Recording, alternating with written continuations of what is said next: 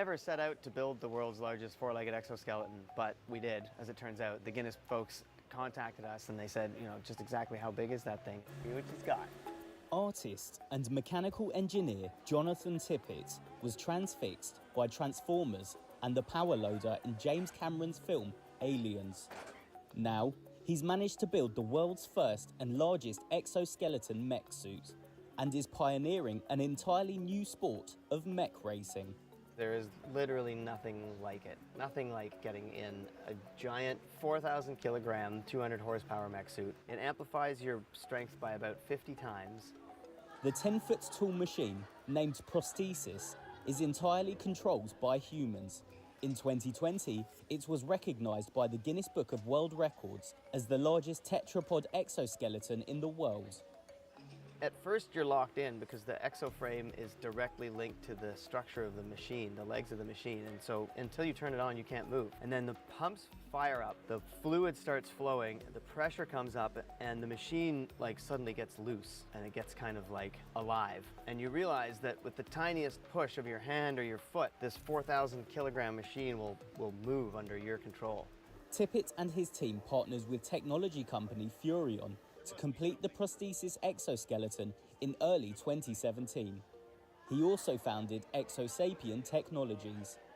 The Vancouver-based company continues to develop the technology and is building a global mech racing league. The sport involves 5 or 6 pro athletes operating mech suits, going shoulder to shoulder on huge, complex technical race courses, pushing things out of the way, overcoming obstacles, and solving giant physical puzzles. We have a fairly well-established training regime now, so we can throw people in there and be like, okay, do your front push-ups, your back push-ups, and then your squats, and like we walk them like step by step into gaining command of the machine. Within a few minutes, you're standing and you can move the machine and you can balance and you can tilt. Tippett says the technology and cost to create the mech suits are still high, but says the second generation of mech suits will be much cheaper than the first. We see a future where mech suits, powered mech suits, are as common as ATVs. You know, you can go out and buy one for sort of $50,000 to $80,000. There's industrial ones that are maybe $100,000, $150,000 that are ruggedized and more powerful and longer lasting. You could use them in all sorts of applications: mining, agriculture, search and rescue, disaster response, forestry. The sky's the limit. A mech suit is about as useful as a human, but amplified 50 times.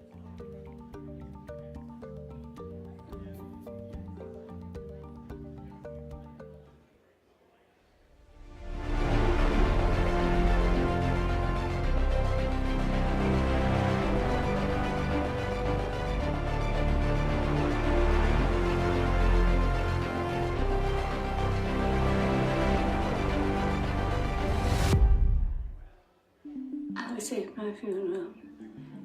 I'm so pleased that I met so many good people who influenced my life. Have you ever thought about what you'd say at your own funeral? Thanks to AI-powered technology, it's now possible to ask questions to someone who has passed away. Stephen Smith is the co-founder and CEO of Storyfile, a tech company based in Los Angeles. His mother, Marina, died in June 2022, but mourners at her funeral were still able to ask her questions. Here is Marina's grandchild. How did becoming a grandparent change you? Oh, I think it brought immense joy into my life. And I think just the concentration about enjoying the company and going places and sharing, and the beautiful little things that come out of a child's life. Marina's video is not a deepfake. The process starts with the subject using any laptop to record themselves answering dozens of questions, which are uploaded to the Storyfile platform. AI then selects answers to questions pre-recorded and approved by the subject. So when people hear AI, they assume that AI means that we are somehow or other creating this character and all the content. Actually, we do use artificial intelligence, but it's not for creating new content or putting words into your mouth. What we're actually doing is using the AI to search the content, the answers to questions that you give, to get the most appropriate response. What do you enjoy doing with your grandchildren? Everything, if possible. But I think that singing and music and just everything really. Storyfile doesn't change answers to questions. We don't edit it, we don't manipulate it, we don't deep fake it. What we're trying to say is, this is the authentic you. This is the video that you created, and now you're making that accessible by means of conversation for the future. The original idea was to allow interactions with people who have fascinating stories to tell, such as those who lived through major historic events. Now, anyone can upload their answers for a one-off fee of $48. I would say really, if you have a secure face and you walk in it, I feel that your life will be full of joy and peace and love. And I would really suggest that there's no other way. There's only one way. Walk in it and keep walking on.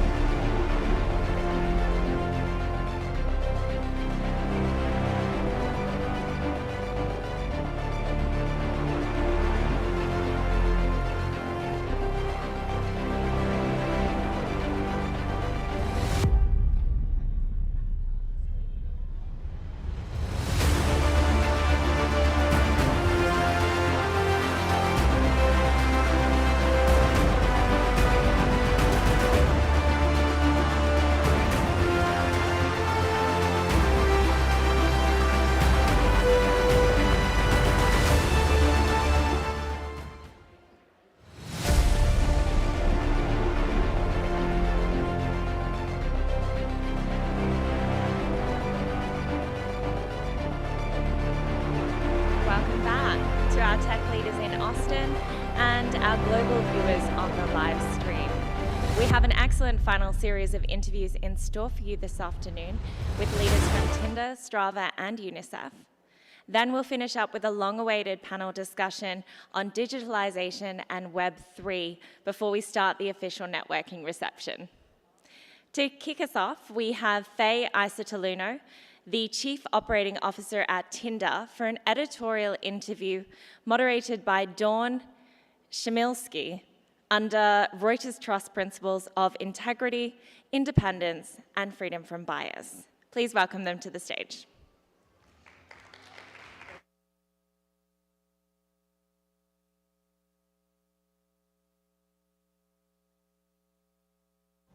Let's do... Doesn't matter. Shall we do these two? Yeah, sure. Yeah? Or these two? Okay. All right, we're Great. good. Okay. Oh, Hey, Faye. Welcome. Hi, Thanks so much Dawn. for joining us. thanks for having me. Thank you for coming back from the cookies. We really appreciate you being in the room.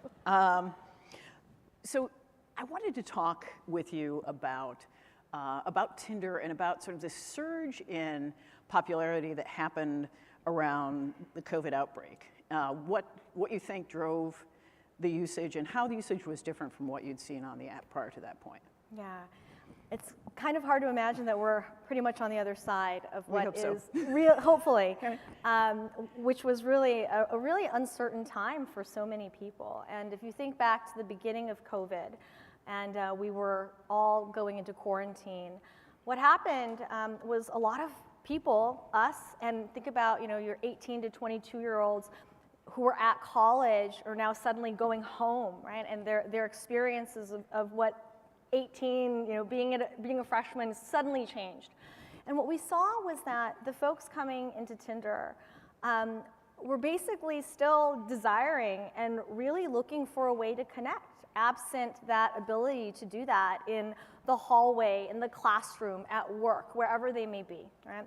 And so those folks were coming in and exploring and connecting with folks in new ways.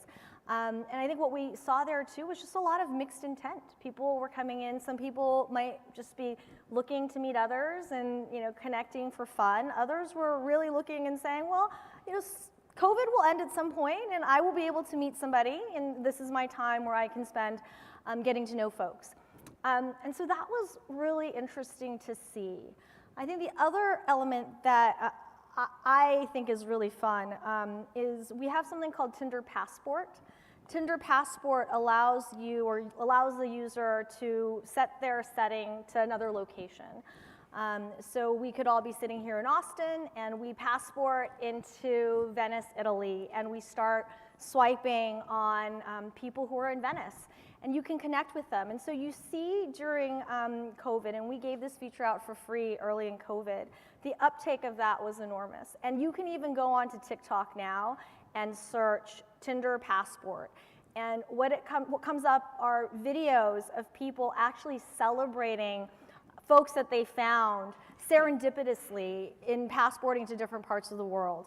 And suddenly they're together, the person from South Africa comes and moves to the United States, or they're just traveling together, right? They found somebody that they've connected with and they travel together. And so we're really taking a lot of those learnings and thinking about how do we continue to improve our products to support that kind of serendipitous meeting, mixed intent, right, and ultimately create real connections for people. It seems like some of your recent product features are really drawn from how humans would interact in the world, without the aid of an app. So do you mind talking to me about some of the blind date and other newer features that sort of emulate the kind of normal dating rituals of the pre-app era? Yeah. So we launched a surface area in our app called Explore not too long ago. And what Explore allows you to do is to enter into a swiping experience or an engagement experience with people that's a little bit different than what you might fully experience in the main app. And it's allowed us to really test some of these new engagement vehicles and new fun ways to connect. So blind date is a great example where, whereas maybe for the typical user, you're looking at a photo and you're kind of deciding, do I like this person, do I not like this person, let's read a profile. We put you into a match right away, and we allow you to communicate with this person. So imagine, this is going really far back, imagine a world where you would actually meet somebody, you like talk on the phone before you get to know them, right? But really give you a sense of whether or not you might have some chemistry with them in that interaction. And what we saw with that is that people who went through that blind date experience had more matches versus people who were in that chatting experience that actually saw the profile, got to see who those people were. So there's something there about that interaction, personality, how does that shine through, that we've experimented with in the product. I was really intrigued by this notion of the algorithm performing the role of a traditional matchmaker. Talk to us, if you don't mind, about what the algorithm is looking for and how it surfaces matches, and how the development of that has been informed by real-world matchmakers, and which I thought was really fun. So we've got teams of folks whose job is to figure out how do we create the best possible matches. To date, we've created over 75 billion matches, which I think is incredible. We send over 1.5 million people on dates every week, right? Mm-hmm. And so we're constantly trying to tune and figure out, well, what is it that people are looking for? We need signals from people, and then we're looking at what people are interacting with, like what are those signals that we can also take in. And the matchmaker point is, we also go out and we do a lot of market research, right? We talk to people and we understand, matchmakers are one group of people whose job literally is, it's the in real life version is I want to understand your wants, and I have a big Rolodex or binder of people, and I'm going to try to find that right person for you. And they're maximizing against a bunch of different things too. And so, we go and we do that market research to understand, okay, what are users thinking about in that context? What are users thinking about when they are, not using matchmakers, but just actually growing up in a totally different environment? So the interesting, I think, dynamic here is if I go to India, right, a country that has arranged marriages is how people met the love of their life, right? And imagine now a world where you pick up a phone and the choice is yours. What do you choose on, right? Mm-hmm. What's going to matter to you? And so we're thinking about that, and how do we bring that to the world? What is the most predictive? What are the highest probability connections, and what are some surprising connections that actually have led to matches? Yeah, I think that it's hard to reduce it down to any particular thing because individuals really are so different. Tinder as a product, part of what makes it so easy and fun, and we effectively made, when Tinder came on the scene, we made dating surprisingly fun, right? You could do it on your couch and all you needed was your phone. And part of that is the ease with which you can get on. So how do you upload photos that represent yourself? How do you put in some profile information? That might be, where you went to school, what are you interested in? What are those descriptors that might indicate what you're into? We've now added things like, what is your music anthem? Like integrate, your Spotify song. And that is clearly a marker for people to actually get to know them. And then they say, oh, this person, Elton John, maybe not so much, but, maybe it's a Taylor Swift fan, right? And those are all signals then that help people make that decision. That's really interesting. I know that you've moved beyond the app in trying to create opportunities for people to connect. Do you mind talking a bit about Swipe Party and how that was developed and how that relates to your core product? Yeah, so I think we were talking about Swipe Night, which is, no worries. It was a really innovative, interactive experience that we launched. And what we wanted to see was, how can people use content also as a signal to help with matching and connecting? And so what we created was really high quality, short form, interactive content, a little bit of a choose your own adventure. And members could come in at a certain time and go through that experience and make choices. Where are you gonna go? And what we were able to do was take the outcomes that people would choose and use that as another signal for people to match on. So these storylines are actually, they're fun, it's a thriller, how do you save the person, or who done it, like how do you figure that out? And so, if you surface, coming out of that experience, if you surface something like Dawn saved her dog versus saved her friend, right? That's actually a signal for how somebody, okay, I know a little bit more about you now, right? And I'm able to engage, and then even that becomes an icebreaker, whereas, that perhaps sometimes awkwardness of what do we talk about?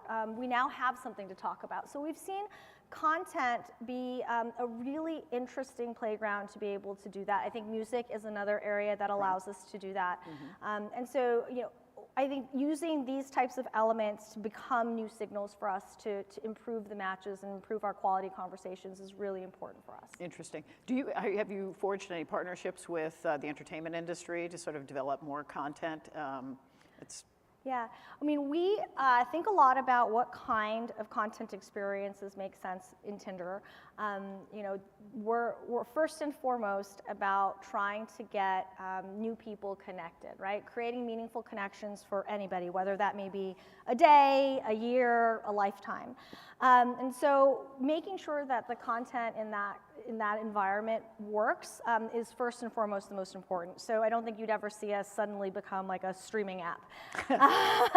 But what we do is we have partnered with folks out in industry. So for instance, in Japan, we partnered with Love is Blind, so the Japan version of Love is Blind. And so in these areas where content is already exploring what dating life is like, what does it mean to kind of bring people together in different ways, we think that there's a really interesting space to play there. That's really fun. The other side of, or what obviously an integral part of the dating experience is providing safety. The Justice Department published a study fairly recently where it examined sexual assaults. And it found that in 14% of the cases that they examined, these were people who were brought together by an app, and it was the first meeting where this assault took place. So what are you doing to enhance the safety of the users so that they're not becoming victimized? I mean, what have you done? Yeah, I mean, safety is at the core of Tinder. Over the last 2 years, we've launched over 15 safety tools and features, really the most out of anybody in our category. And we have teams waking up every single day trying to up-level what we're doing in this area. And we are creating safety tools and features that are, I would call, leading the industry. So for instance, Are You Sure is an AI-based method where as somebody's texting, we're able to alert somebody to say, hey, what you're texting may be offensive or inappropriate, right? Stop for a moment and think about that. And even that has led to a reduction of 10% in inappropriate messages sent. And by that same token, we've created tools like, does this bother you? So when somebody receives a message, does that bother you? Then also is a flag to say, hey, maybe this user is going to lean a little bit more towards being inappropriate, and then what do we do about that as a platform? We've also launched partnerships with Garbo, for instance, which is a background check company that allows users low-cost access to background checks too if they want to better have more information before they make a decision. Now, how does that work? If I'm using the app and I find someone who I'm contemplating meeting in real life, how might I use that tool to try to safeguard myself? Yeah, you need some amount of information about the individual, and Garbo is basically taking a lot of information and once you input that information, they will do a check to see whether or not this person is found to have had any arrests with violence or harmful behavior. And that will surface, right? And then you can decide, right? It's more information for any member to decide whether or not they want to engage. How does the platform respond? So if there's someone with a history of sexual violence, what do you do with that information? For any reports that we get with violence, we ban the user. And so, that's our policy. Okay. Yeah. And is it user reported or would Garbo proactively identify people who have a history of sexual violence? How does that work? Yeah, we're using this as a way for members to really empower members to go and do this. And I think if that member wants to come and like report what they found or report in a different way, I mean, we're going to take that into account, and we'll follow our policies and procedures to say, you know, if this person's been reported with for violence, you're not allowed on the platform. Okay.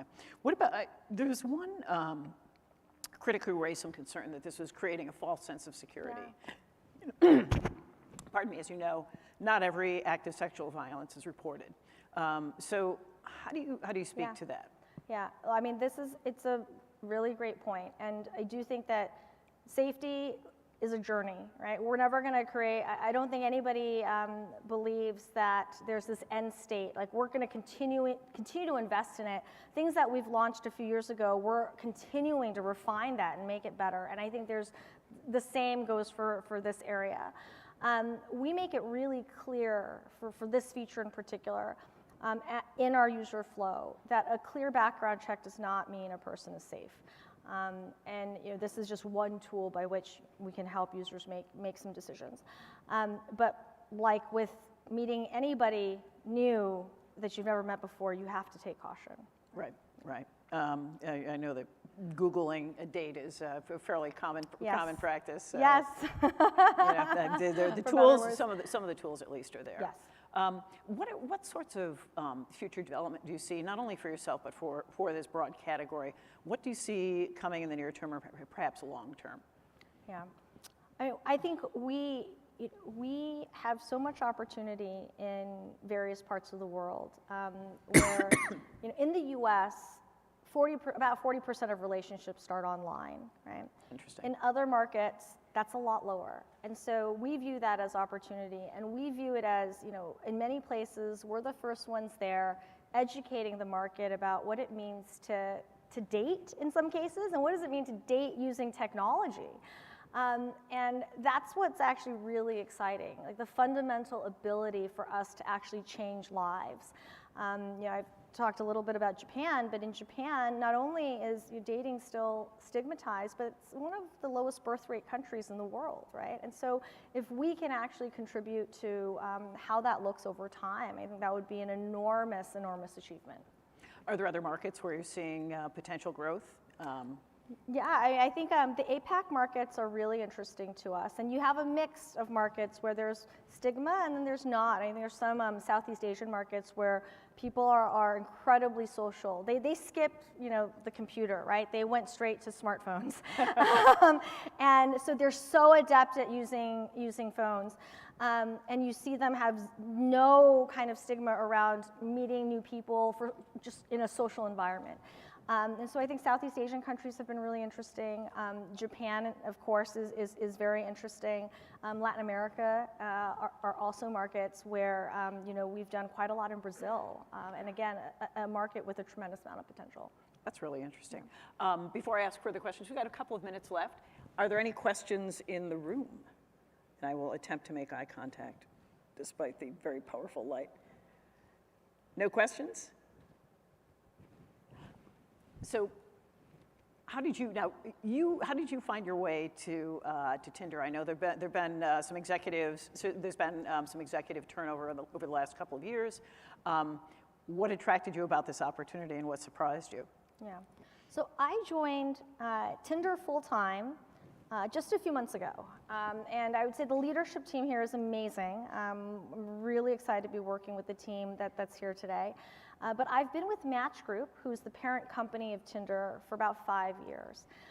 So I joined Match Group 5 years ago because I was intrigued by this mission, right? Being able to spark meaningful connections for every single person worldwide. I mean, how many people get the opportunity to work on technologies that actually truly impact lives at a scale that we have? And so I joined and rolled up my sleeves. I didn't have a prior history here, but I was at SoundCloud before, so digital content, platform experiences. How do you scale that? You know, how do you bring new brands to different parts of the world? And so that was really fun. And then when I think about Tinder and taking Tinder to the next level and unlocking all of these areas of growth, creating new features like we've discussed, but actually continuing to push the envelope there, really understanding what consumer needs are and how do we bring delight and then, you know, great outcomes for people. How do we translate that into into real experiences, it's been a tremendous opportunity and privilege, to be honest. Last question, and then I'll let you escape and head back. So a lot of our conversation is about the metaverse, and so this coming together of people in virtual environments. Is there an opportunity for Tinder to get onto the metaverse? Yeah, we aren't doing anything explicitly in the metaverse today, but we want to be the place you go when you want to meet somebody new, whether that is in the real world or in the virtual world or somewhere in between. So we're keeping a really close eye on the developments there, but nothing to report today. Okay. Thank you so much for your time. Thank you. All right.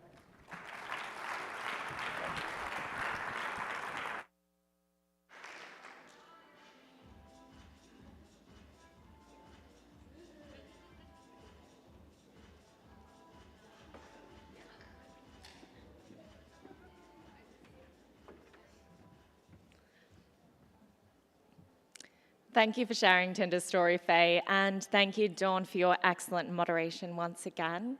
It's really interesting to hear about how you're marrying the digital and physical experience at Tinder and of course, keeping users safe.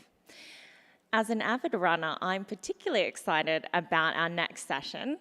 Please welcome to the stage Michael Horvath, the CEO of Strava, and Alison Desir, founder of Run for All Women, for the power of online communities, creating spaces for new connections. Hello, everybody. I'm going to introduce myself, but before we get started, actually, I'd like everybody to just stand up. We're talking about movement.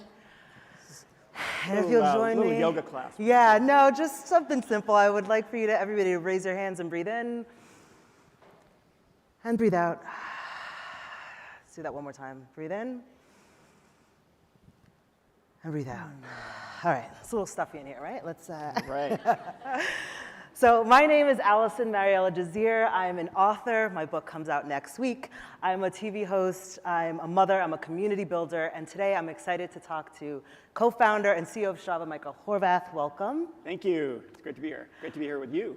There's a saying in my house that if the workout's not on Strava, it didn't count. So I am very happy to be speaking with you.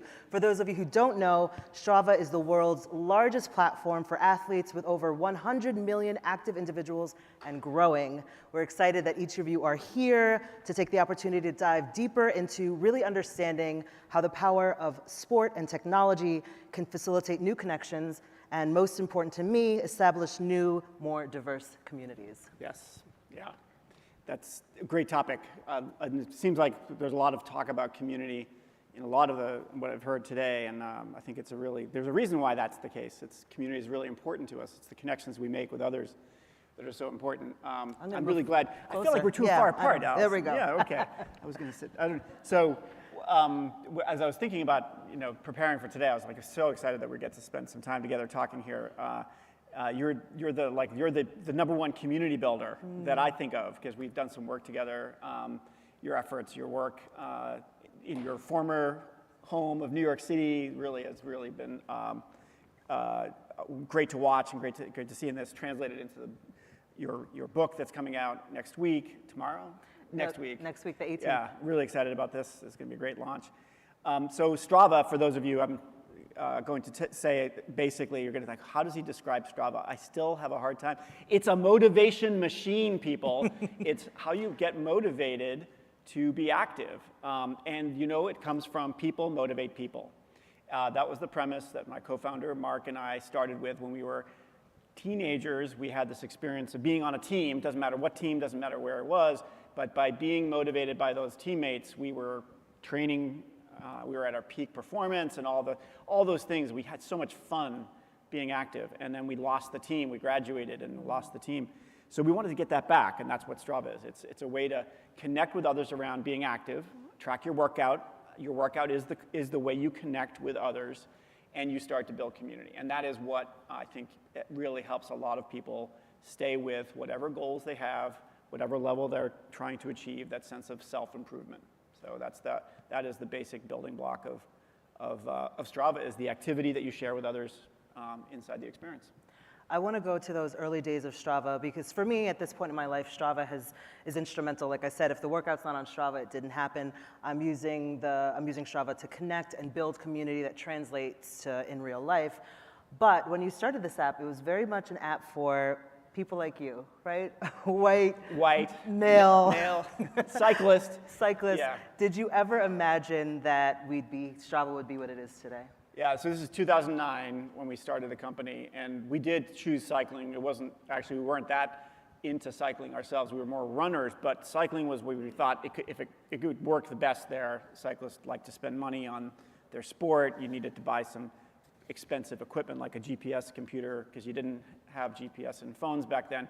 So we started with cycling, not realizing how it would box us in this regard. It would create a barrier to us actually achieving our goal of people motivating people, because you were really seeing this inside the Strava numbers. 90% of the community were male. They tended to skew older, 45 and up, because it's an expensive sport. And we didn't have any way of looking at race, but we were pretty sure, based in the beginning, we weren't actually paying attention to it. We were pretty sure that it was people like us. It was people like Mark and me who were joining the platform, because we started by telling our friends, and our friends told their friends, and our networks were pretty white, pretty male. So that is where we started. And if you leap forward to where we are today, and then more importantly where we want to go, it's recognizing what's holding us back from things like growth. Like, all our investors would love for us to grow. We would love to grow as a business. If you want to grow, you have to look at what's holding you back. And in our case, we were so focused on one sport type in the early days. We had to expand sport type. We had to think about that the people coming onto the platform over the next 10 years are not going to look like the people who came onto the platform in those early years, and start building intentionally for those new audiences that don't see themselves in Strava today. They don't come and join because they don't feel that sense of being welcomed into the community. Inclusivity was missing, right? Inclusivity is when you go to a party, it's not the room, it's the people in the room. And are they saying hello, and are they welcoming you? And that wasn't happening on Strava in those early days. So we really worked hard at changing that by building better ways to build community. Right. That's my next question. So it went from being this highly competitive space to what it is today, which, between, I think, the intentional features really allow a space for people to be their best self, whatever that means, right? So how did you go from competitive to the welcoming experience that Strava is? Yeah, so we think about it as its basics, like, let's focus on the experience of being active, not just the numbers and the data and how fast you went. So what can tell you about the experience better than a photo? Adding photos to Strava was a game changer. That was 2014. So you can add a photo along with the activity, and it tells more of a story. And then you can turn anything you do into a story, and that's great for, like, it could be the hike you're doing, it could be the yoga session, it could be the swim workout. All of those become richer with you being able to tell more of the full story. And that creates the conversation, right? So you walk into the room, even if you say these people are welcoming, but what are you going to talk about? What is the thing you're going to actually say besides just the introduction? And that's what the photo really did. Now we added video this year. It took us a little while, but we got to video. And now it's a little more of a story, more of a starter for that conversation to happen between the people on the community, on the platform. I can't even imagine a Strava without photo and video. I know. So, well done. Right. There's also a piece of this about how the online and the IRL come together. Yeah. I had the great pleasure of attending this event called Camp Strava earlier this year. Strava brought together media, influencers, creators to launch a new outdoor experience. But what really stood out to me most is that I was able to connect with these people who I know purely from the internet, purely from Strava, right? So I'd love for you to talk about how you bridge that gap between the online community and the IRL. Yeah, it's interesting. We've been also hearing about metaverse here today, and I can tell you, we are not going into the metaverse, people. You cannot have your avatar work out for you. You actually have to do it. Doesn't count. And so so Strava is about real life. You have to put down the phone. The screen goes away. You get to actually have some time moving your body, and movement is essential. So many ways in which it's essential So what we're thinking about is that we want to foster the conditions that make getting together with people in real life more likely. We think that sport has always been social, going all the way back, millennia. Sport has been about getting together to be with others when you're moving. And so some of the things that we highlight, for example, when you work out with others, we group your activity inside the Strava feed, so you can just kind of celebrate the story together. You can create Strava clubs together. You can have these experiences with people around the relationship you're building around being active. And so that transcends sport type. For example, it's not just about the cycling community on Strava and being separate from the run community, being separate from the yoga community, from the strength workout. You're going to mix all this together because an active life isn't just one sport for most people. That's one of the biggest trends we've seen over the last 10 years is that as we've grown and expanded the reach of Strava, we're in all the countries in the world, over 100 million users on the platform today. As we've grown that reach, the diversity of activity types is what stares out at you from the data. It just shouts out. We started this one, we were a really niche app. Today there are 40 different sport types on Strava and keep growing. We keep adding more. We added golf. Turns out you add golf, all of a sudden we have more golf activities on Strava than we have gravel bike rides, which was the hot thing in biking like a year ago. But golf is what people are also doing. And so you add sailing, you have sailors now using the platform. The next frontier is, I really am excited about what we can do with many of the indoor workout types. Because again, when you look at how people move around the world, all different cultures have different ways of embracing different sport types. And as we grow, that's going to be really critical that we focus on that diversity of how you move and then representing that. I have to say, in my own experience, the fact that Strava is a place where not only runners, cyclists, but walkers can find themselves made a world of difference for my community, right? For being able to show up, feel seen, feel valued. A great example, walking especially during the pandemic, we saw a boom of walking as an activity type. It was something everybody could do, and people needed to move. They also needed a community, and Strava was able to connect people to others. If they couldn't see them in real life, you could see them in the digital space around being active, and walking was a really big trend during that era. And I'm curious, I want to turn it to you and ask you, like, as you were writing this book, some of the things that you were looking at were the barriers to how communities can form around being active, like the things that keep people from moving, especially people of color. And I think that's such an important thing that we, in the industry, both in tech and in sport, need to be talking about.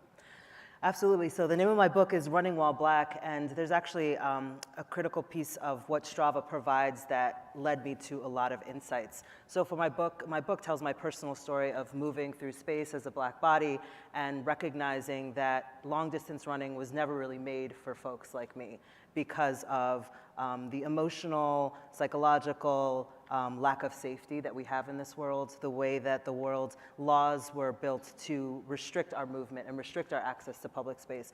So one thing that I just thought was so powerful with Strava is that Strava collects all of this data and shows that data in the form of heat maps. So I started to look at heat map data across the country, across the United States, and I looked at, well, what's the heat map data in historically white cities? Wow, tons of people moving, right?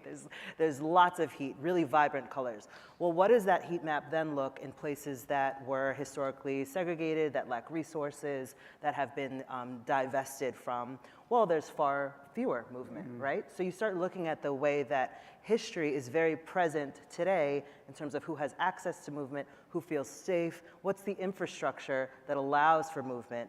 And I love that Strava is solving for that too. Yeah. Right? You think of Strava Metro. I would love for you to speak because for me and my passions, this is personally what lights me up. Yeah, I can talk a little bit about Strava Metro. It's a part of Strava. It's a tool for city planners, advocacy groups, anyone whose interests are about promoting choices that we make around infrastructure in particular for human-powered movement, cycling, running, walking, access to natural resources, trail systems, for example, that allow people to move. And so the way we create this, it's the world's largest database of human-powered movement. The way we create it is we anonymize and aggregate data that people from the 7 billion uploads that have come to Strava in the 13 years since we've been around. And that shows people a picture of how people move through, for example, cities, or how they get access to state parks, or what happens when they're there, which trails get used, where do they start and where do they end, and how long does it take for them to travel? On average, no one's personal data is revealed in any of this. So what that is doing is giving people now visibility into the inequities that were created by choices made sometimes 50 years ago that's established the grid on a city. And we're making choices today that will either be the solutions to those problems or the perpetuation of that iniquity. So let's give them visibility. Let's create the place where everyone can understand what's actually going on today and make better choices for the future. And when we created that, it was always in this belief that the data has incredible power just for the individual alone, how that individual connects to others and starts building community. And then in the societal sense, it can be powerful as an aggregate to help the world solve some really challenging problems. I love that piece of it. I wanted to ask you about, well, go back to this idea of Camp Strava and this incredible IRL experience.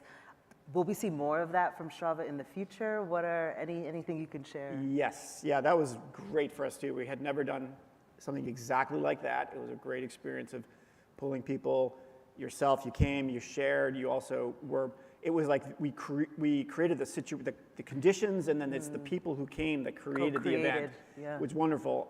And I think really that conversation that came out of that was one of, why aren't we talking more about issues around, for example, accessibility to sport, how technology is changing the landscape, making some things better and more accessible. Some things, some ways it's limiting. So that conversation was really enriching for us too. We took away from that if we can create those conditions and we can participate ourselves, then everybody's winning. I think we're planning on doing a similar thing next year. It won't be exactly the same. We want to continue to evolve and grow. But yes, Camp Strava will continue. In the same, get people together, get them talking. Looking for my invite. Yeah. Okay. The features are, so I'm from New York, I live in Washington State, but I immediately went to the app and I pulled up the maps to see where can I go, what's good over here. Are there what are you excited about right now? Are there features or something that Strava is working on that is really, lighting you up? Yeah, it's, so in that, like what your experience of Strava if you look at, we have so much data on where people are active and how they're active. We can give you recommendations. You come to a new city, you want a place to go for a walk or a run or a ride, hike, choose your sport. We can recommend some routes. That's a great start. We're using the data that's in Strava to make those recommendations. And then we can, like where I'd like to take this is, now let's make sure if what you're looking for is a way to connect with others in the community, a local run club, a hiking group, and go for a hike with them, we should be able to do that. We should be able to connect that, make that connection for you. Like the idea that we enable people to build community is the whole point of Strava. But if you're doing a lot of work to make that happen, we're missing the opportunity. How can we make that less frictionful? How can we give you the confidence that that's going to be a great experience? How can we enhance that sense that I feel this group actually, I see myself in this group. That idea of representation is so important. It's not just you walked into a room and it's welcoming, but I actually see people who are like me, have a similar lived experience, that I know that I will be understood. I will be coming in with not just I want to go for a hike, but this is actually going to be a great experience for me. So that's what I think we're working on next, and it's going to come in the form of really thinking through how to do that with all the what we've learned about people. This is the most important part of a person's day, perhaps, might be the time they spend being active, and making sure that we are additive to that and that we can enhance their sense of well-being and their sense of security, that this is going to be a great experience for them. So. Speaking of security, we've just got seconds left, but I would be remiss if I didn't ask about safety. For me, moving through space safely is, of course, essential, and I already talked about some of the obstacles as a black person, as a black woman moving through space. So if you could talk about how Strava manages security, what's the conversation? Yeah, it is, as we heard in the last talk, you're never done. You're always working on. We have had these kinds of social digital experiences for about 30 years, 30. It's not a long time. We've learned a lot. We've made a lot of mistakes as an industry, but we're learning as we go. And think about what the next 10, 20, 30 years will bring in terms of how we do this right. So we have a team that's dedicated to this very question: privacy, security, safety. We build features in that allow you to customize your experience to give you that sense what you're looking for.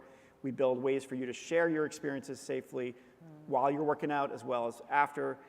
But yet we're still learning what are the ways in which this is working and what are the ways in which it's not, and making sure that we don't, this is an important one I think we all have to be talking about in the industry, which is don't confuse the fact that it's good for your business with it's good to do it for your customer. Your customer is always right. That's an old one.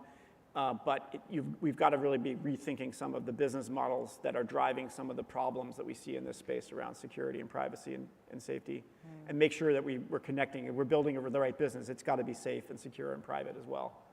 So that's a lot of focus around there. Thank you, Michael. Yeah. I invite everybody to get on the app and move with us. Yeah. And thank you for your time. Yeah, thanks.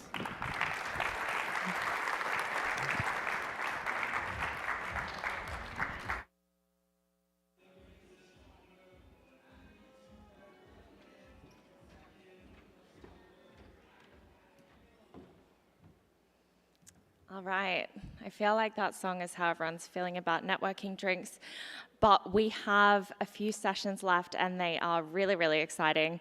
So firstly, thank you to Michael and Alison. I really liked the term, the world's largest database of human movement. That's really incredible. Now, it's my pleasure to welcome back to the stage Casey Rotter, the founder and global lead for UNICEF NextGen. And this time she's going to be coming up with Sean Rowland, board member for UNICEF NextGen, for a presentation on how UNICEF leverages tech, NFTs, and crypto for good.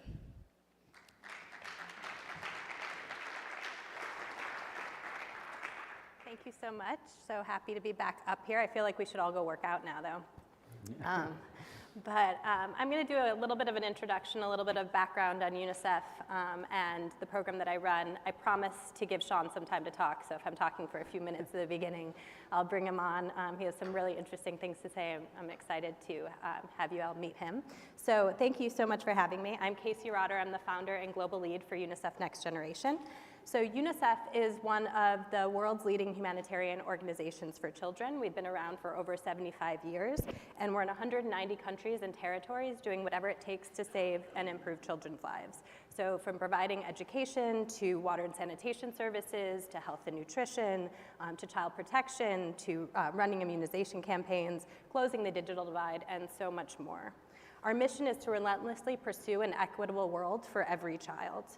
My UNICEF journey actually started in childhood. I grew up trick-or-treating for UNICEF. How many of you have trick-or-treated for UNICEF?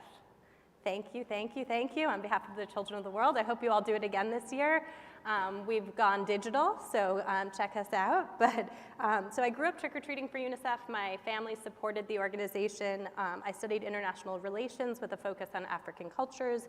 And then when I graduated, there wasn't a way for me to continue to stay involved in the organization. So I ended up starting to intern there and work there. But I realized that that's not what everyone is going to do. And so on the other hand, I had friends who were traveling around the world and starting their own social good companies and nonprofits. And I personally believe we have too many nonprofits. And I wish that we could find better ways to work together. And so I was interning at UNICEF and getting a master's at NYU in nonprofit management. And I was hearing a lot of organizations panicking about having an aging donor base. And I wondered if UNICEF USA had the same issue.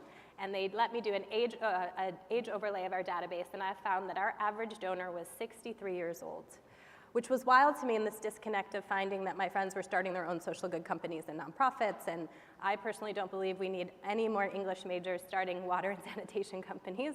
So how do we figure out a way to connect people that are interested in doing this work to help UNICEF and an organization that's been doing it, do it even better? So I researched and asked NextGens what, if anything, they would want from an organization like UNICEF. And UNICEF actually let me interview a bunch of their existing supporters. One of them was Jenna Bush Hager, George W. Bush's daughter, who actually had interned with UNICEF for 11 months and wrote a book about her experience. And so she was one of the people I interviewed, and she actually said to me, you know, if you do this, I want to do this with you. I was originally just going to hand a research paper to the organization, but instead she gave me the impetus to go in and say, I think you're missing out on an entire age demographic, and I would love to help kind of fix that. And so the organization listened to me miraculously. I don't know why. I was a naive intern, but our CEO at the time was wonderful. She told me to write my own job description, which I did, and then she asked me to apply for it, which I also did. Luckily, thank goodness I'm still here. I got the job, and UNICEF Next Generation is born. We've mobilized over $50 million. We have a NextGen member in Congress, and we have some of our former NextGen members and existing members leading some of the world's largest companies. So UNICEF Next Generation is a global fundraising incubator and thought leadership platform that engages leaders, philanthropists, tech leaders, entrepreneurs, and creatives 21 through 45 in our work. So I work with volunteer leadership boards across the globe and make sure that they are taking kind of our mission into whatever they might be doing, and also helping UNICEF kind of push the needle further in terms of innovation and tech. I'm pleased to be joined here today with one of our Next Generation members who has helped push our organization into the technological future, Sean Rowland. I've spoken more than enough, so I'm going to turn it over to Sean. Sean, will you introduce yourself? Yes, thanks, Casey. Casey's the real deal, so I'm glad y'all got to hear her story. But hey, glad to be here. Glad to talk blockchain, Web3, UNICEF. I could talk about it all day. We'll do what we can in 15 minutes. But today, actually this is a different slide, but today I lead the product and design teams at a company called Republic Crypto. We were part of a larger group called Republic.com, which is a private market investment platform. But here at Republic Crypto, we build things like non-custodial crypto wallets. We build Web3 node infrastructure. We build tokenization platforms and advisory services for Web2 and Web3 companies. Prior to this, I've been at led teams at a company called BitPay, a global blockchain payment processor, and Voice.com, an NFT platform for artists. So I think about this stuff a lot. But more importantly, I am here with UNICEF through UNICEF NextGen. They do a great job of leveraging their volunteer members' skill sets, and through that, I became a member of the crypto committee for the executive team at UNICEF USA. So the fact that there's already that committee already starts speaking into the way that UNICEF thinks about technology coming forward. So one of the things that we talk about a lot there is the venture fund and the crypto fund, which I'm going to let Casey talk a little bit more about, and then I'll dive into also. Thank you. We're so lucky to have you, Sean. So one of our many important mandates at UNICEF is to leverage technology and innovative solutions to reach the world's most marginalized populations and empower young people. So tech and innovation not only allows UNICEF to reach more children with initiatives like drones that deliver life-saving supplies or satellites that help us locate clean water sources, but it also provides an avenue to give children access to information, education, opportunities, and choice. Earlier today, I dropped the number that 1.3 billion children around the world do not have access to the internet at home. And I think that stuck with a bunch of you. I think a bunch of you came up to me and said 1.3 billion. I'll probably say it a few more times, but yes, and nearly half the world's schools do not have access to the internet either. So it comes as no surprise that digital exclusion primarily affects young people, the poorest children, as well as girls and those with disabilities. This causes the most vulnerable learners to miss out on rich online resources, the chance to gain digital literacy skills, and the option to learn remotely, which we all learned the importance of during the pandemic, and now often in times of instability. How many of you are parents out here? Your children? Let's think back through quarantine times. Imagine your house without the internet. What would you have done as a parent, one, trying to work, and two, also, what do you think your children might have missed out in the last 2 to 3 years? That's a reality for 1.2 billion children. So in the past few years, the UNICEF Innovation Team has been piloting innovative financial mechanisms such as the UNICEF Fund, Venture Fund, and the Crypto Fund. The reason we continue to explore this is because we've been hearing not only from donors that they want interesting and new ways and want to give in crypto, especially our next generation donors, we hear about it all the time, but also we've heard from our actual partners that they want to receive funding in crypto. So unlocking the power and the potential of more financing through tech presented new opportunities for us to reach more children across the globe and gain more funds. We've learned a lot of learnings in the last 6 years running the crypto fund and have raised millions of dollars for key programs in dozens of countries. Yeah, there's a cool 2 points on that. So in 2019, UNICEF became the first UN organization to use cryptocurrency for official purposes. And this crypto fund actually is the first financial vehicle in the entire UN that can hold, or that can receive, hold, and distribute cryptocurrency in the entire UN. So I just think it speaks volumes to the way that UNICEF's leadership thinks about some of these emerging technologies. Now I want to highlight some cool stuff about the way that they do this versus other nonprofits. So mostly nonprofits get crypto as a donation, a lot of them do, but they convert it directly into fiat currency, into dollars, into euros, et cetera, which is a great use case. UNICEF, through the actual specific crypto fund, takes a portion of those crypto, of that crypto, say Ethereum, and they leave it in Ether, the native token. And then they take that Ether and then they go out and disperse it to what I'll talk about here, to fund different companies to actually utilize it. Just that small use case, I think, is like a really, really powerful one that UNICEF aims to keep growing. The visibility, the transparency of being able to see where my funds as a donor are going. I know they immediately go to UNICEF. I can see it deposited into their wallet. You know, maybe I wait 20 days, 10 days, or a month. Then I see my funds directly move to a wallet that is tagged as, in this case, a venture portfolio company, or like one of their logistics operations. So again, this visibility into donations and the entire supply chain of donations is something I think really cool that blockchain technology like really uniquely enables. But what they do with these funds in this case is the venture fund takes them, and what they do is they invest between $50,000 and $100,000 in early stage ventures. Specifically, these ventures, in this case that I'll talk about, which is kind of a cool round robin and full circle of the technology, some of these startups are blockchain technology and focus on what they're doing with that. And I want to read a quick quote for what the venture fund specifically mentions here. They're looking to assess, fund, and grow open source tech solutions that show potential to positively impact the lives of vulnerable children. So they're not using these funds just to invest and keep investing and grow their money. They're actually using these to align incentives, invest in other companies that are also tackling the same problem sets that UNICEF is. Blockchain, again, specifically aligns with this through some of this. And in 2021, the first blockchain cohort of startups was funded. Some of these startups are focusing on cross-border transfers, savings and lending services. Now, I won't do a whole deep dive on remittances, where families and fathers and mothers go abroad to different countries than where their families are to work and send money back. It's a massive, massive industry and a massive number for remittances. Very, very inefficient, high fees just to be able to send back money to your family. There's some really cool work these startups are doing to make that a lot more efficient and low cost. But Casey's going to tell us a couple specific examples about that. Awesome, yeah. So one of the companies that we invested in through the VC fund is out of Argentina. It's called Xcapit. It's built a gamified savings application. So their solution enables low and lower middle income families to improve their economic situation through easy access to financial services. So what Sean was just talking about. So their platform allows for planning, gamified savings, and wealth management, as well as access to financial services such as interest-bearing accounts and loans.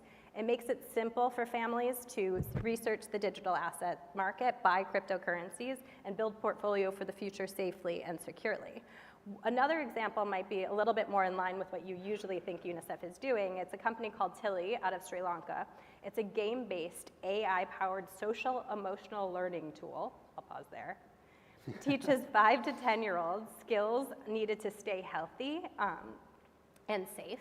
It was actually selected by the Gates Foundation for their Measures for Early Success initiative. And they recently signed a partnership with Save the Children, who has purchased 4,000 kits to deliver out of Sri Lanka. So it just kind of shows you the power of investing in some of these early open source technologies that are helping advance the work that we do, whether it's through UNICEF or not. Yeah, the fact that UNICEF can leverage their resources that way to not just go, and which are incredibly powerful things like buy mosquito nets and clean water, et cetera, but able to use their resources to expand to other companies who are on the same problem set as I mentioned before. And I'm going to read one more quote from Sunita Grothi, who leads the venture fund here. The aim of the fund is to shape how the technology is developing and to keep the needs of certain communities in the spotlight as the technologies evolve. So that's a huge point, just because it's not that UNICEF is just saying, hey, we're going to just use blockchain and crypto, but they want to be an active part of that conversation. And it's not just, hey, someone made $1 billion off of Bitcoin, or look how the stock market's going to change, or look at this big hack. They're actually using this to work on real-world local problems in local communities that address the specific problem sets that these communities are experiencing. So I think it's just a really cool example how it dives beneath some of the hype that can be in the media of blockchain. But some people are like, well, why do you need blockchain? Why Web3? You can do this anyways, right now. If you have a use case in your business or what you're trying to do, like with UNICEF, that needs to optimize for ownership, transparency, transferability, traceability, access to 24/7, 365-day markets. I mean, a good example is like if UNICEF wants to send funds abroad and move their money around for an emergency, like good luck doing it on a weekend. Good luck doing it on a Thursday afternoon after 6 p.m. Banks don't move money.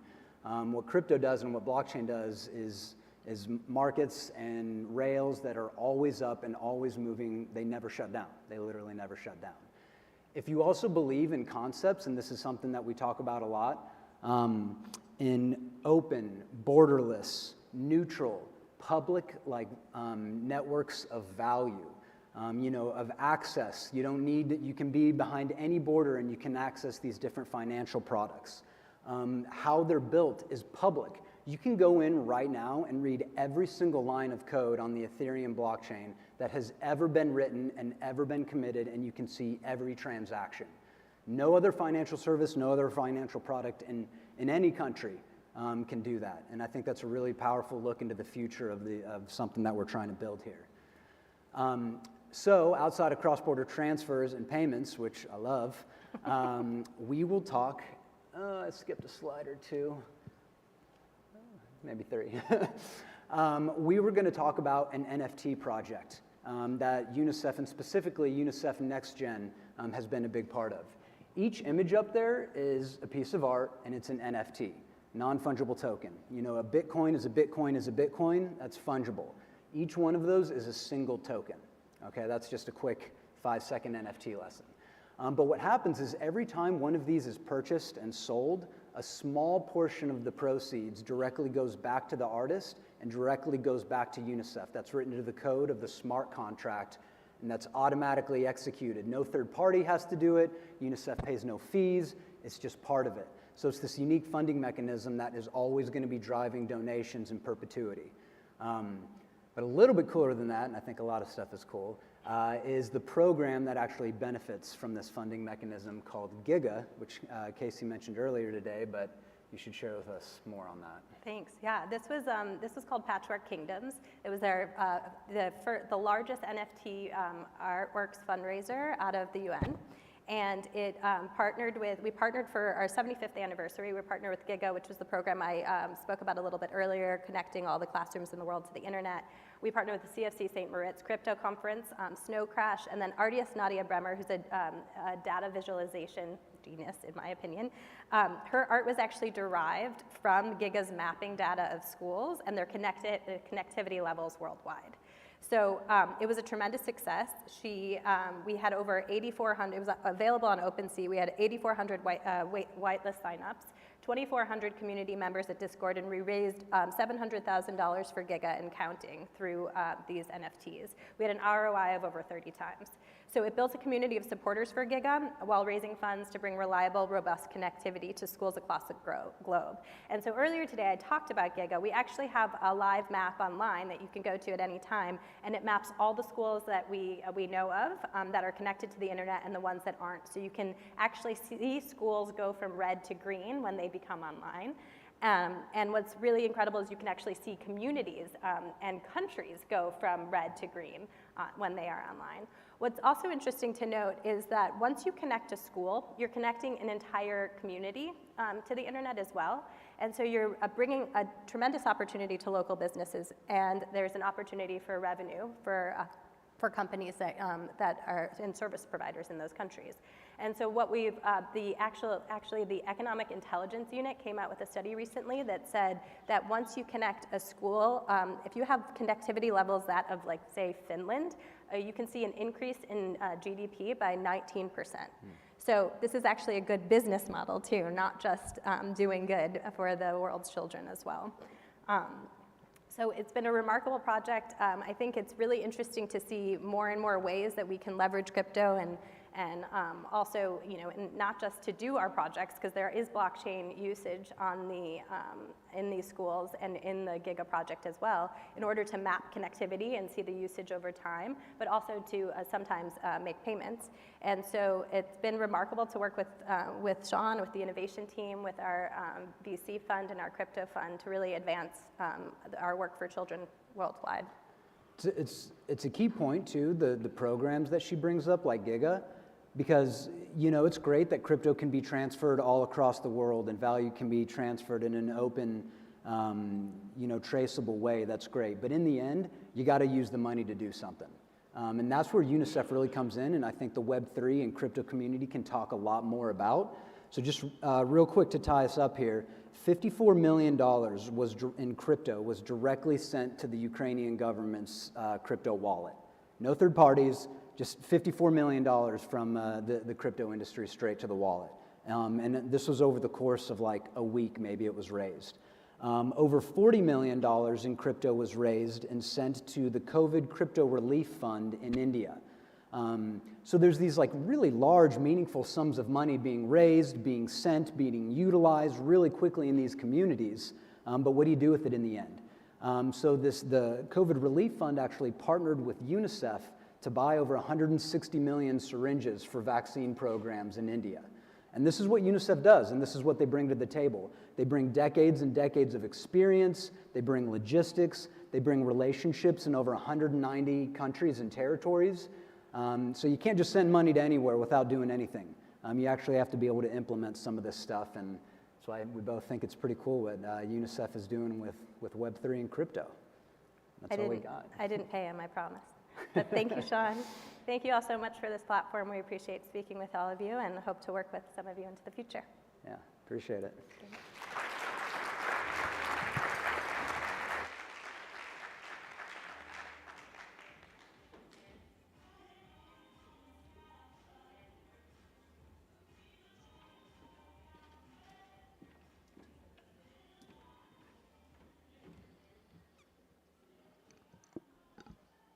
Thank you, Sean, and thank you so much, Casey, for being one incredibly brave intern. I think the world is an exceedingly better place as a result. And this sort of collaboration, this is what's required for technology to reach its potential and solve the world's greatest issues. Next up, we have our final session of the day, a panel discussion on the power of digitalization and Web3 technologies to revolutionize healthcare. Please welcome to the stage Cardinal Health's Ray Bajaj, Moody Mink Society's Dr. Lisa Cortez, the World Economic Forum's Cameron Fox, Canteen Corporation's Anika Gardenhire, and our moderator, Nicole Valentine from the Milken Institute. Thank you so much. Good afternoon. We're in a good place. I'm sitting here with some healthcare technologists and thought leaders. And I had the FinTech program at the Milken Institute. And at the Milken Institute, we have a health pillar and a finance pillar. And there are a lot of intersections among the two, especially in technology. Blockchain is powering up finance and healthcare. The pandemic showed us a lot of weaknesses in the delivery, accessibility, and quality of healthcare. And so we're going to have a conversation here about innovative technology, insights, data-driven insights that have come across your path, and hopefully we can have some best practices that come out of this conversation and key takeaways. I want to start with Dr. Lisa Cortez. Yesterday was Global Mental Health World Mental Health Day.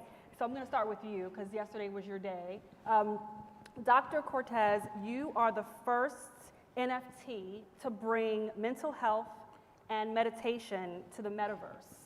Can you tell us about your work and how you are bridging mental health and technology? Sure. So I am Dr. Lisa Cortez. I am the founder of Mood Eating Society, which is a collection of NFTs bringing mental health to the metaverse and mindfulness to schools all over the US. So what we're doing is creating a meditation center in the metaverse called the Meditation Center. And so we're wanting to bring this immersive experience to our holders and to other projects. We're inviting other projects to and welcoming them to experience this with us. But our main mission is to bring preventative mental health. I think it's really important for us to teach children at a young age to implement mindfulness and, you know, simple little techniques. I think it's important we teach them physical education. There's courses that, you know, every single child in the United States needs to it's recommended and or required for them to participate in physical education, but we always exclude the mind. And to me, that's still crazy that we're doing that. And so we want to implement this. I think the pandemic did bring focus and awareness to mental health, but we want to take it a step further, and we want it to be more of a preventative. You know, I think we all can agree that stress and anxiety can cause problems in our lives, and we don't want to wait until that happens. We want to make sure that we start teaching people how to take care of their mind with, I mean, even just meditation has so many health benefits. And I think with blockchain technology, we can help bring that immersive experience. So we've talked to thousands of educators, and there are several curriculums out there that are trying to implement mindfulness into classrooms. But what I hear from the already stressed out teachers is that it's taxing to their schedule. And so it's a curriculum that is giving more work to the teachers. It's not fun for the kids. And so we want to create a fun, immersive experience for them too. And I think that that's the way to go with kids. I think we need to grab their attention, and we're excited to do that. You know, it's so many incredible things that we can do with this technology, and I'm excited. We're also partnering up with Ryan Schwartz, who is a trailblazer in mental health.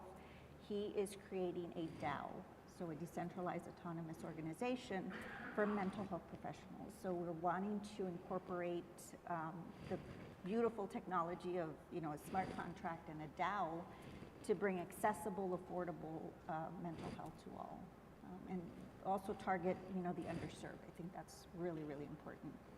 So I'm excited. Every single day I get incredible ideas and just brilliant minds that contact me as far as things that they want to do with mental health and blockchain technology. So yeah, every day I'm excited to learn more.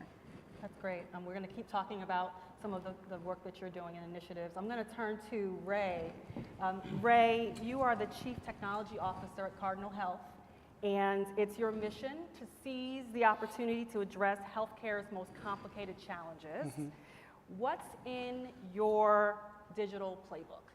Got it. First of all, thank you so much for inviting to this forum. Let me introduce Cardinal Health to this audience. It's a Fortune 15 company. We are in the business of pharmaceutical distribution and medical device manufacturing and distribution. And we are on our journey to become a technology company, a digital enterprise. So there are 5 or 6 areas that we are innovating, and we are putting our capital behind those areas. The first area for us is pharmacies. The role of pharmacy is going to be reimagined completely. We have seen the role of pharmacy during pandemic. So we are creating the best clinical platform for the pharmacists who are our customers. And we are unlocking new clinical workflows: diabetes care management, chronic care management, flu vaccination, COVID vaccinations. And not only that, how can pharmacists get reimbursed because of all the clinical services that we are creating, the technology behind it. So that is a huge area for innovation and commercialization opportunity for us. The second area for us is healthcare is going to be transformed from fee-for-service to value-based care, which is how to get the right outcomes at a lower cost point. I have not seen in any other industry which we do not have cost transparency into what is the cost of care, which is a very basic problem that we are unlocking. What is the out-of-the-pocket expenditure for the patient undergoing a cancer treatment? We have seen millions of bankruptcies because of cancer treatment. Providing that cost transparency, solving the problem of financial toxicity, making sure that we have the best decision support system for our physicians so that they can take care of the patient. So that becomes a second problem that we are trying to tackle. The third area is, this is a forum on blockchain, and I will talk about blockchain. We heard a lot about crypto, stable coins, payments.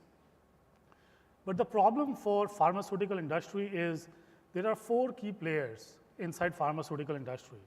You have manufacturers, GPOs, you have distributors like us, and then you have dispensers, which are hospitals. Everybody have a separate contract with each other. And we chase our tails, literally, to get the contract alignment right between the trading partners. We have 2.5 million chargebacks per day. We have close to 100,000 disputes per day. $10 billion of capital is sitting between the companies. The whole architecture is an archaic ecosystem of ERPs, EDIs, and there is no innovation in 10 years.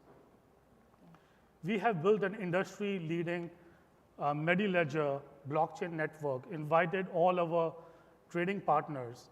There is one source of truth for contracts.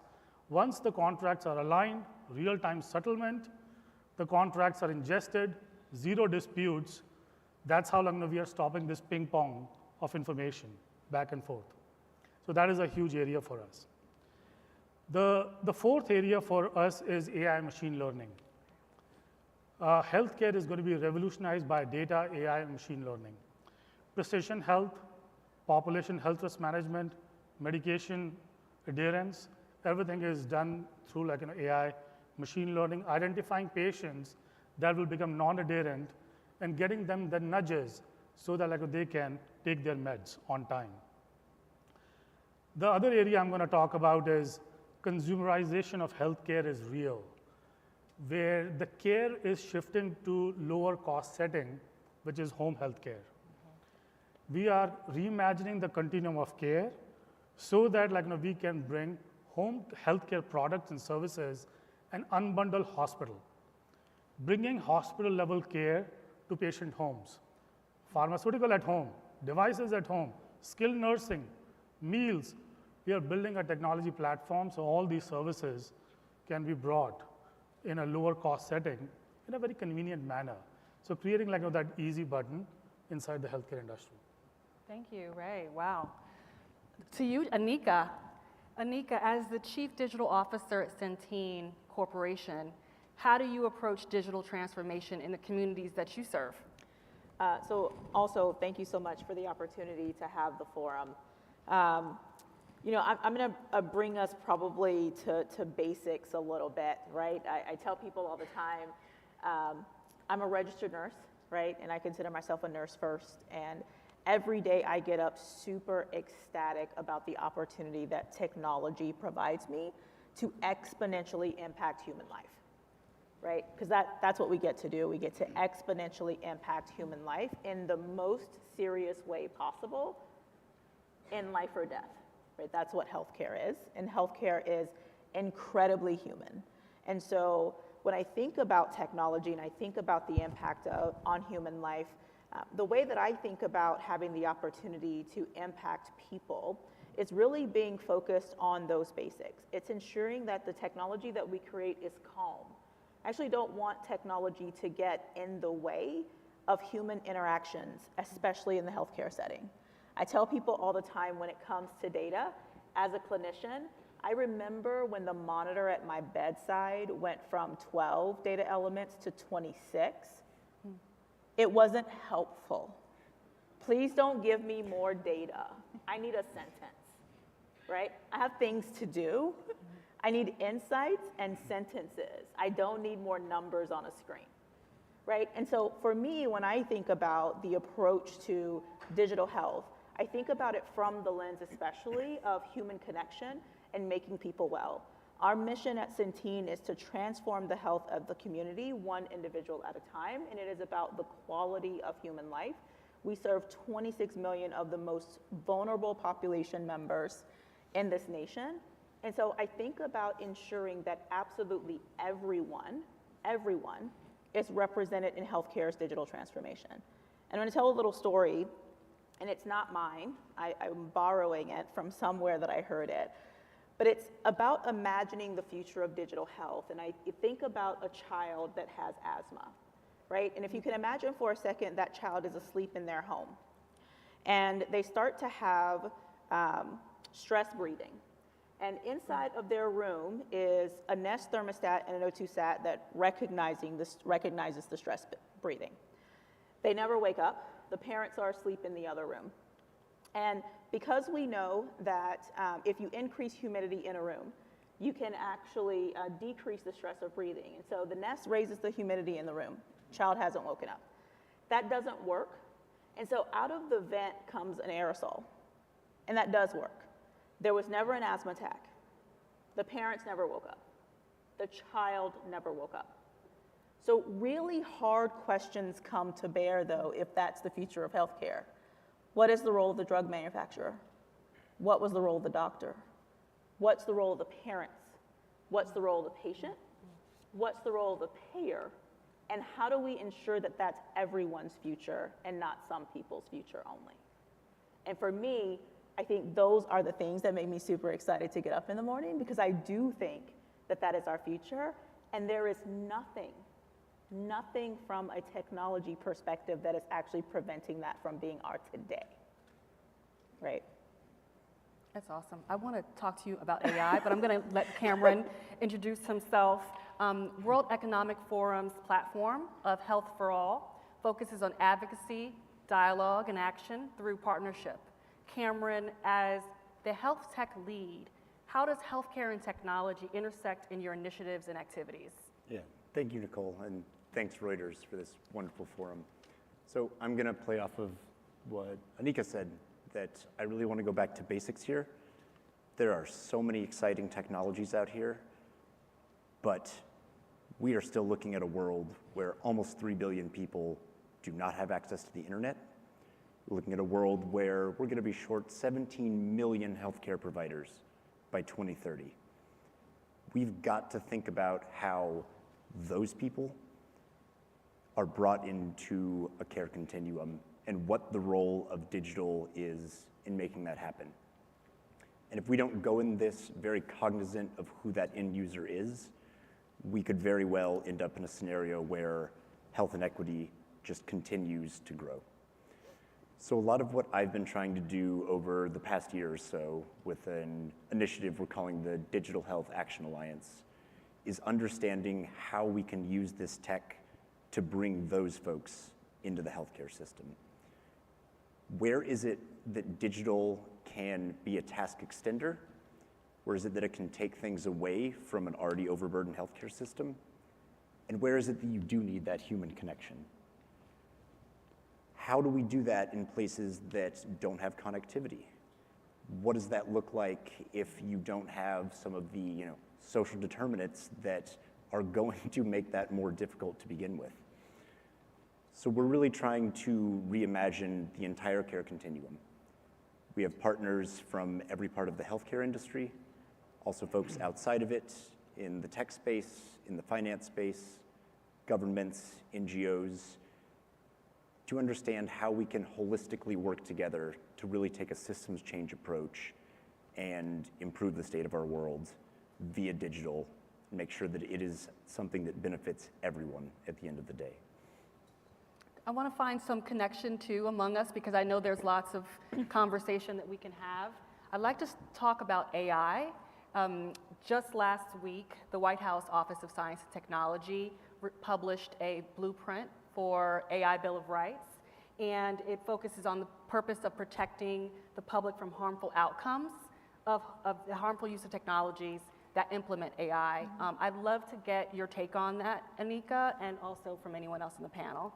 Absolutely. For those of you who are like me, which is maybe all of you, I was ecstatic, right, to see the AI Bill of Rights be published. I think it is such an important step in helping to make clear the impact, again, that technology is having on human life. The components around privacy, I think, were so important in the release. But the thing that I think was most apparent to me as being really exciting was clarity around the importance of safety in automated systems and transparency. To your point, Ray, we talk about blockchain. To me, one of the things that is so cool about blockchain is the transparency in the distributed system, so you can see the actual movement. The AI Bill of Rights, it's all about ensuring that people, individuals, have transparency into automated systems, into what decisions those systems are making and the impact that those systems are having on them, and ensuring that we can eliminate discrimination in those systems. And so to me, I think when I think about the seriousness, especially in healthcare, the seriousness of technology and its impact on health and human life, I think it was just such an important step in how we continue to move forward. And I think it's as serious as the drugs that are manufactured by any pharmaceutical company, the work that we do from a healthcare perspective. Yeah, and let me add to that, because if you look at everything that we have in Cardinal Health, whether our internal processes or our healthcare, what we are saying is everything needs to be machine learning and AI first. But going back to Anika, we have responsibility. When we talk about machine learning and AI first, can we explain those AI models? Can we test the black box of AI and machine learning? Can we look at the outcomes, and can you trace it back, the outcomes, to the input parameters that go into the machine learning model? Do we have data that is represented when we train machine learning models? Those are important concepts. If you're not going to do that, it's machine learning first, but you're going to create bias in the system. And you cannot create bias and discrimination in the system as we are reimagining our internal and as well as our commercial products, where AI and machine learning is going to be the centerpiece of the technology. Let's talk about representation, representation in the build Absolutely. of the technology. What do we need to do to prepare the next generation, different demographics, at the table for this inclusive build of technology? Yeah, so I think, with our project, Moving Society, we are teaching these kids, and eventually what we want to do is we want to teach them where this mindfulness is coming from, blockchain technology. We want to make sure that these kids know what it is and give them that basic information. I tell everyone, these kids are already building their own metaverse with Roblox and Minecraft. And so I get really excited to see and to just think of the 12-year-olds, the 10-year-olds that are brilliant already at creating and building. And so I think it's just really important for us to teach them at a young age also about blockchain technology. And just, I get really excited for all these brilliant minds that are hopefully going to jump into Web3. And I think that we do need to include everyone, children and adults alike. Yeah, one thing that I'd say on that is, when we build these systems without asking the end users what they want, they don't get used, and they shouldn't be if they're not built with them in mind. And that's one thing we see again and again in my work. When we look at what works all around the world, it's using digital to train up those that already have that social capital, already have that gravitas inside of their community, and then having them be the liaisons to, take someone's blood pressure, to enter that into a system that gets fed up and gives you a better idea of what is needed in a community. When we build things from 30,000 feet or 30,000 miles away, it's not effective and it ends up harming those at the other end. And we have to be cognizant of that and work with those that already know what their community needs and know who in their community are those that can affect change, and then give them the enablers to let them do that. It's such an important point. One of the interesting things for me, right, I get the opportunity to meet with, as you can imagine, a lot of entrepreneurs, a lot of startups, and oftentimes the difficulty that I will run into is, how have you understood the Medicaid population? Did you exclude them because you assumed that they were not your consumer? Is there a representative sample from a diversity perspective, to your point, to train your models? How did we get here? And it's my responsibility to ensure that we are asking all of those questions, because that is who I serve, right?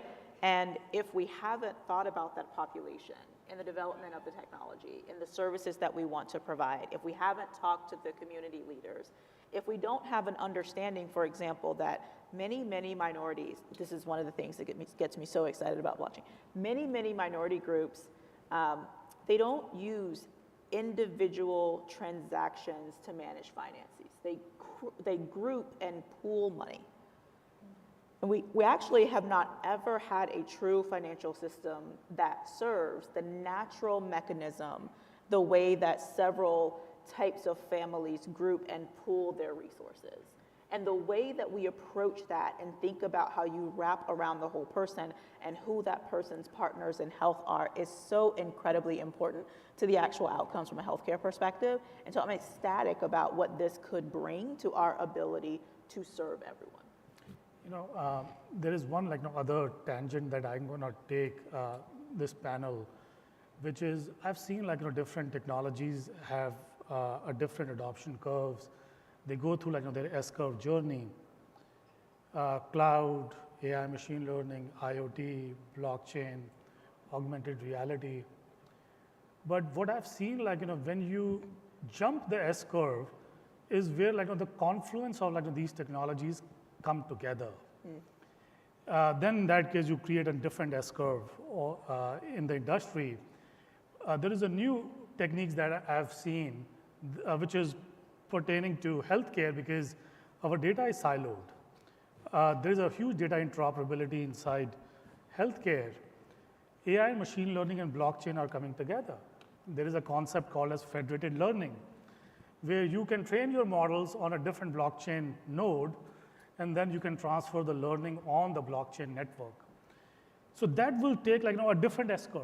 When cloud, IoT, blockchain, and AI, machine learning can come together, the value creation, the value capture is going to be at a different level. I'd love to take this opportunity because we have so many, just really great projects among this group. If you can share a project that you are very proud of in the space that you've worked that has delivered some impact, some data-driven impact that perhaps you can share as a takeaway for those that want to implement some projects or new activities in their area of healthcare. Anyone can take the first one. I can start. So I have a couple. I love data, live by the data, to your point. It's highly distributed.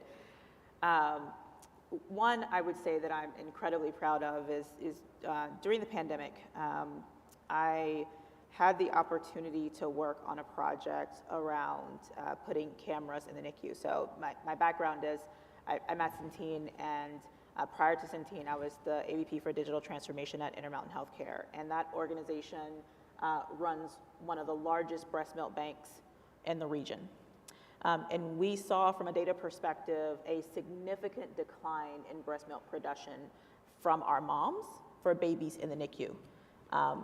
It was a pretty significant drop, and it was everything from donation milk to moms bringing milk for baby. And there is an incredible amount of research about the connection between mom and baby and how that impacts breast milk production. And so we rolled out a project to put cameras in our NICUs and have secure login so that moms and families, quite frankly, could log in. We even had login from grandparents in France. And we saw such a steep incline post-implementation, simply from mom being able to see baby. Their breast milk reduction significantly increased. And so when I think about digital care and when I think about digital health, those are the types of projects that I think about. We just rolled out a pretty significant program at Centene around digital care management. And it's really interesting because, you know, I think people, again, often think about the populations we serve and they don't necessarily understand the access to technology that's in that population, and it is significant and immense. But in rolling that out, we asked some really, I think, good questions around, are we assessing digital literacy? Are we making that a qualifier for someone to be able to enroll into digital care management? And if they don't meet the level of digital literacy, can we educate them such that they will meet the minimum level of digital literacy and can then utilize these programs? We had the opportunity to partner with not-for-profits to ensure that we could provide a digital literacy curriculum that would support our membership. And so for me, again, those are really clear, very impactful use of the data and technology, AI, machine learning, quite frankly, closing the digital divide just around having access to the internet and broadband, that all have to come together in order to make those types of projects real. And those are the things, I think, for me that are highly motivating and continue getting me up in the morning to do what I will say is really hard work, but also really gratifying. Yeah, so one thing that I'm proud of, it doesn't involve tech, but I think what we're trying to do is related to what I'm super proud of doing this. 14 years ago when I opened up my private practice in a border town, Latinos, 97% population is Mexican American. We had 3 therapists for 1.5 million people. So what I did is went around everywhere and anywhere that wanted me to speak and to just kind of educate our population. And I'm super proud to say that now we have hundreds of therapists 14 years later. So that's what we want to do with Moody Minx is, you know, create this preventative mental health, just widespread knowledge that the brain is important too. And that's one thing that I think I can, you know, that empowers me to do what I'm doing right now. We didn't clap, but we're clapping in our head, right? It's all good. Great work that's happening in the space. Who wants to go? Yeah, so one that I would point to that the World Economic Forum did and that we're trying to emulate with the Digital Health Action Alliance that I really think speaks to the power of international cooperation and collaboration is Gavi, the Vaccine Alliance. That was stood up inside of our organization about 20 years ago. Collection of pharmaceutical companies, governments, philanthropists, to pool resources and understand how can we vaccinate children that are not going to be otherwise, and how can we pool resources in such a way that everyone ends up benefiting. Since 2000, I believe we're approaching 1 billion children vaccinated, and I really just think that's such a great example of the power of what we can do when we all come together and understand that not only is there an ethical imperative here, but there is a way to do this where it's not just going to be donations endlessly. There is a business case as well. That's what we're starting to emulate with this new initiative. We're only 6 months in, but we now feel like we have the problem in hand. Got about 40 organizations involved right now. I would love to have more. We really need that, momentum from bringing more folks in. So I'm really proud of that, and I hope that that's something that we can emulate in the next few years here. So I'm going to say 3 quick things on. First, we have an industry-leading telepharmacy capability inside our organization. Pharmacy in an underserved area, it's a problem because how to unlock pharmacy services. So we have built a capability where live consultation between a pharmacist and a patient is now possible through our technology. The virtual verification of prescription is enabled through our technology platform.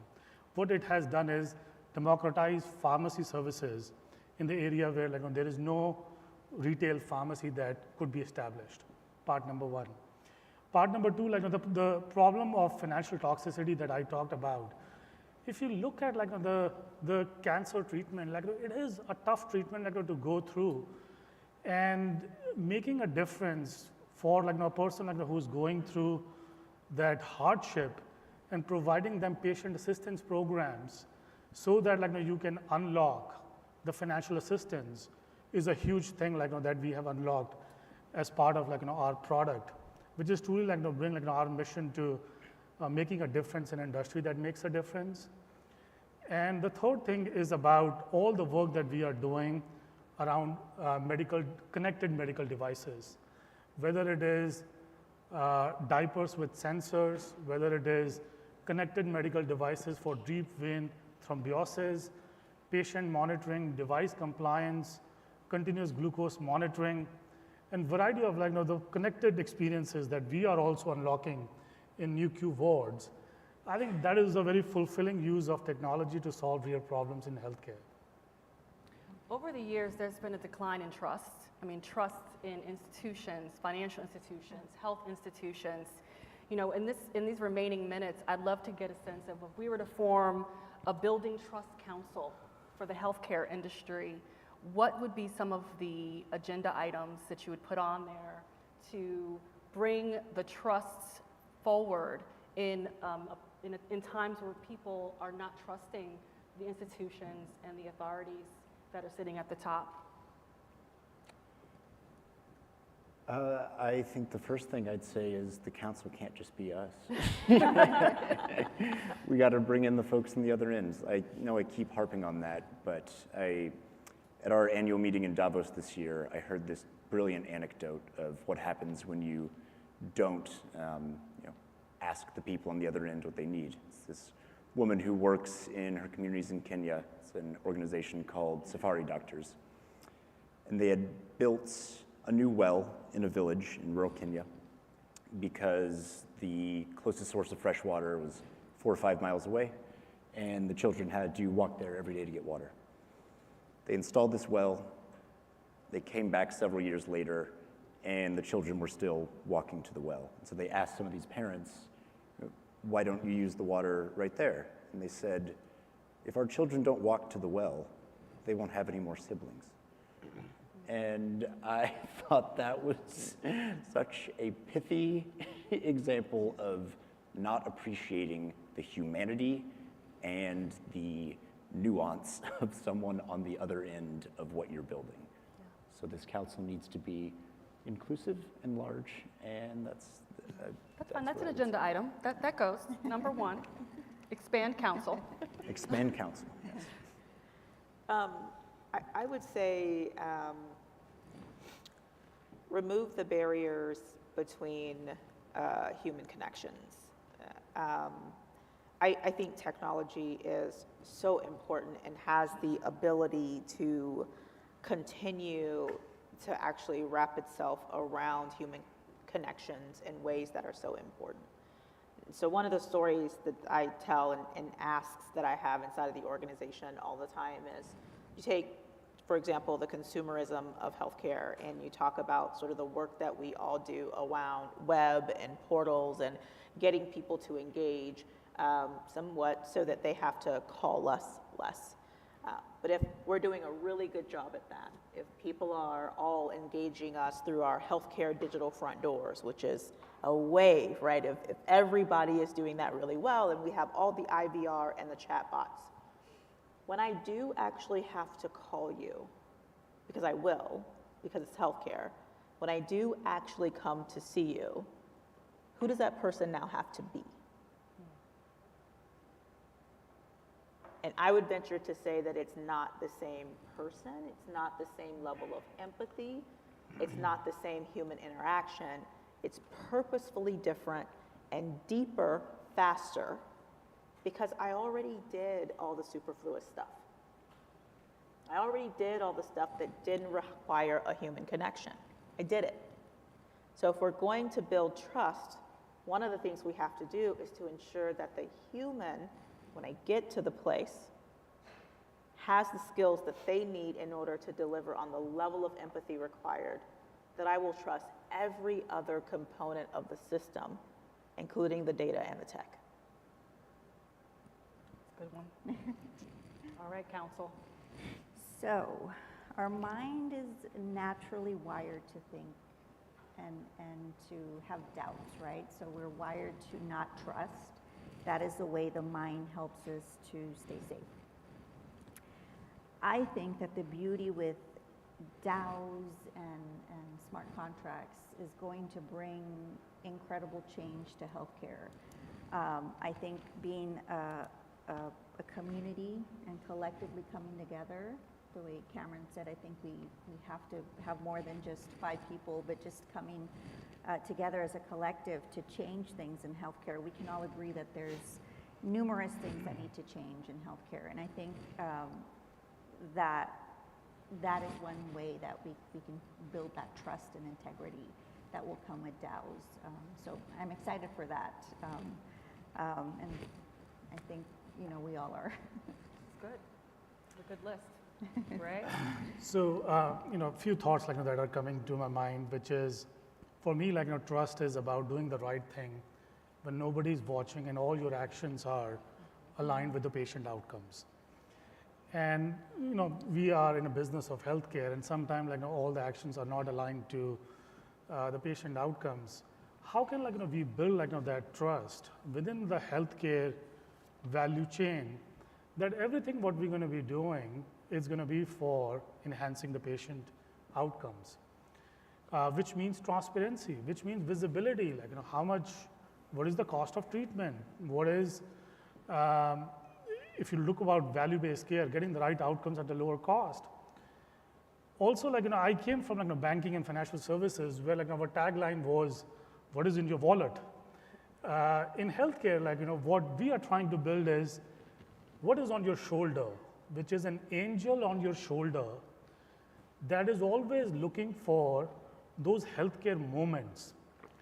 And when those moments happen, angel is going to say, I'm there to navigate you through this episode. We need to build that angel in everybody's shoulder, so that we can take our patients through those moments of care that everybody needs. Well, this is great. I mean, we have a few more minutes. I'd love to give final thoughts to everyone. Perhaps what's next for you in your work? What are some of the things that you're excited about doing next? I can start. We're going to be taking what we learned and begin deploying next year after our annual meeting in Davos, try and get some signatures on dotted lines, get this official, and build new pilots and highlight and expand those that already exist in several different geographies of different levels of infrastructure, different cultural context, and understand what are the commonalities there, what works, what is sustainable, and really changes the system. We will be continuing to focus on absolutely ensuring that the data that we have is making the highest possible impact on human life, really ensuring that we are focused on data-driven insights and next best action. But I think to your point earlier, the other piece that I also think about is, right, the role of care coordination and really thinking about it. One of my #1 goals is to disrupt the need for care coordination. I think it actually doesn't solve the root of our problem. I think if it requires a coordinator to walk you through the healthcare continuum, we need to simplify it until it doesn't. All right. Dr. Cortez, what's next for you? Well, you know, every day I get someone wanting to onboard me to their project to incorporate mental health, and I think that I'm not just going to do Moody Ming Society and you know, bringing mindfulness to schools. I think I'm going to continue to be in tech, and it's hard for me to say that since I'm a psychotherapist and I'm in the mental health field, but I guess I'm in tech. You're in tech. I'm in tech. Welcome. You know, for us, like, you know, we are transforming ourselves as a technology company. So our digital transformation blueprint is a very expansive blueprint of, like, you know, how can we be a beacon technology company, like, you know, inside healthcare. That is an exciting work stream. And we didn't touch upon this one. We run a largest operational backbone for the entire healthcare industry. So how to get, like, you know, the right product at the right time with the right customer. I think the responsibility that is on us, that we are essential to care and we run the largest operational backbone, is a pretty exciting work that we are doing. Well, I want to thank this brilliant conversation, this brilliant panel. Thank you. Thank you.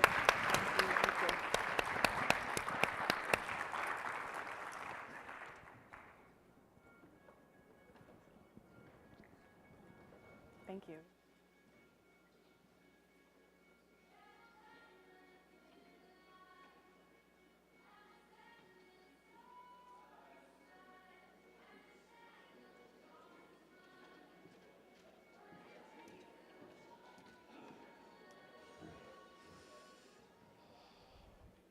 Thank you to our final panel, Ray, Lisa, Anika, Nicole, and Cameron.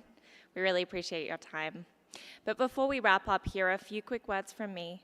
Firstly, I'd like to extend a huge thank you to our faculty of speakers and moderators. We are all so grateful for your time and candor. And to our online and in-person attendees, thank you for getting involved and asking your questions. It really wouldn't be possible without you.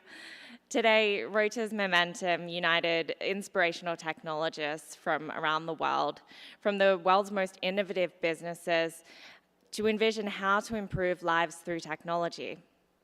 With the most senior and influential leaders here in Austin today, and over 1 million viewers on our global broadcast, it's clear that harnessing innovation responsibly, sustainably, and equitably is of interest. But is it a global priority? Well, tomorrow's agenda is packed full of incredible speakers discussing exactly that. We have the future of 5G with the President of Technology at T-Mobile, how security can up-level your business with the CISO of LinkedIn, the future of tech activism with the CEO and CTO of Change.org.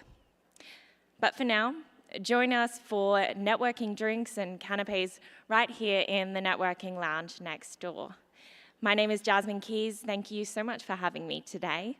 And while I will be passing the torch to my colleague Luke tomorrow, I'll see you on stage for the T-Mobile talk at 11:30.